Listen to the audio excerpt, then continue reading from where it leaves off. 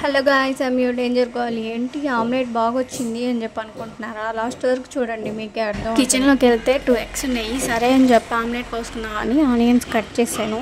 పర్ఫెక్ట్గా వస్తుంది కదా అని చెప్పి అంతా ప్రిపేర్ చేసుకొని పెనులో వేసాను. వేసేసరికి ఇంకా రివర్స్ తిప్పేసరికి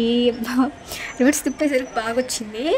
మళ్ళీ ఇంకా రివర్స్ తిప్పేసరికి ఆమ్లెట్ బ్రేక్ అయిపోయింది.